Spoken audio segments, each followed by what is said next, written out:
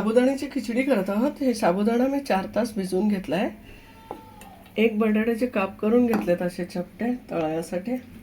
त्याकरता कोथिंबीर थोडी चिरून घेतली आहे, 3 मिरच्या बारीक कापून घेतल्या, कढीपत्ता घेतलाय, थोडीशी साखर घेतली आहे, चवीप्रमाणे मीठ घेतलंय, थोडे जिरे घेतलेत 1 चमचा छोटे, मोहरी घेतली आहे आणि शेंगदाण्याचा कूट आवडधवड वाटून घेतलाय आणि तेल घेतलंय। आपण प्रोसेस पाहणार आहोत। आपली कढई तापली आहे, तेल टाकून घेते। तेल कमीच टाकायचं आहे। मी बटाटे पहिले तळून घेते आहे।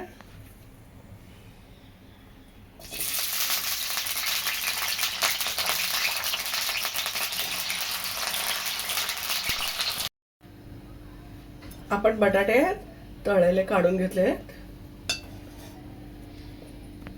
साबुदाण्यामध्ये शेंगदाणे मिसळूया आपण।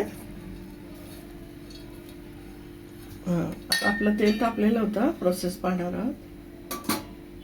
मोहरी टाकून घेते आहे,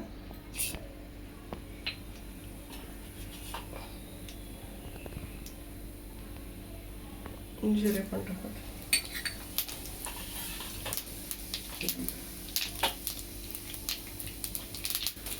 कढीपत्ता टाकून मिरची टाकली। आपण जिरे, मोहरी, कढीपत्ता, मिरची टाकून घेतले, परतत आहे। मीठ पण टाकून घेणार आहोत, चवीप्रमाणे मीठ।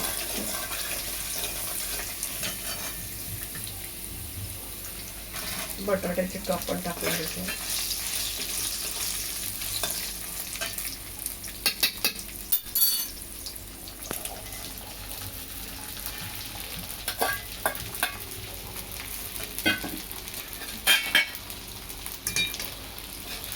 साबुदाणा टाकून घेतलाय,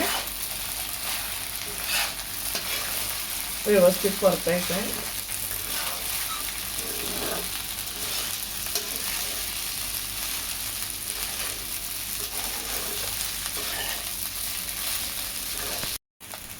आपण थोडीशी पिठी साखर टाकून घेतली मी।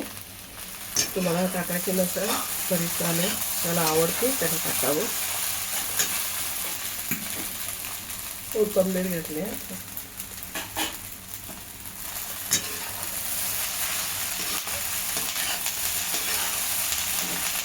तुम्हाला कोथिंबीर पण टाकायची असेल तर टाकू शकता, नसेल तरी नाही टाकली तरी चालेल।